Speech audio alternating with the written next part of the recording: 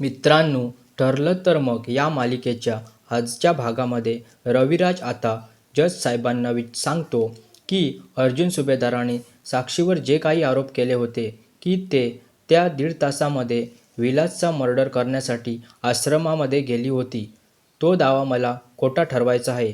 माझ्या हाती असा पुरावा लागला आहे की जेणेकरून अर्जुन सुभेदाराने केलेले सर्व आरोप खोटे ठरू शकतात, कारण शिवानी जाधव या मुलीला मी आता पुढे बोलवणार आहे. मग तीच तिच्या तोंडून सर्व काही सत्य सांगेल. आता रविराजचं हे बोलणं ऐकताच अर्जुन आणि चैतन्याला धक्काच बसतो. तिकडे महिपतला आठवत असतं की अशा प्रकारे आपण खोटे पुरावे एकत्र गोळा केले आहेत. आता नागराज आणि प्रिया हे दोघेही बसलेले असतात. प्रिया मात्र नख खात असते. तिला खूप टेन्शन आलेलं असतं. त्यावेळी नागराज म्हणतो, सकाळी तू नाश्ता केलेला नाही का? नख का खात बसली? ते त्यावेळी ती म्हणते, अहो तुम्हाला समजतंय का? आज साक्षीचे खोटे पुरावे या अर्जुनच्या पुराव्यासमोर एक सेकंद पण टिकणार नाही.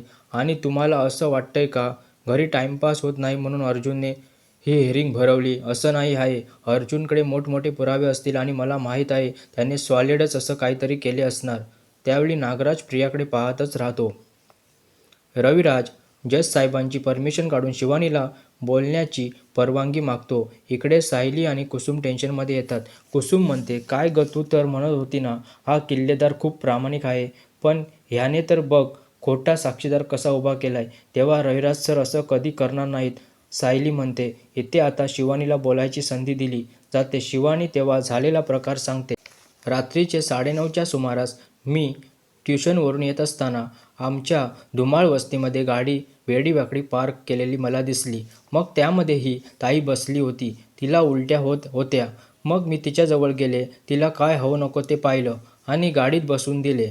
तिची ही साक्ष ऐकून अर्जुन जरा टेन्शनमध्ये येतो. त्याला आश्चर्य वाटतं की लगेच ही साक्षीदार यांनी उभी केली, परंतु अगोदर तर यांनी काहीच सांगितलं नव्हतं. आता साक्षीने सांगितल्या माहितीनुसार रविराज अर्जुनने केलेला दावा खोटा ठरवण्यात यशस्वी होतो.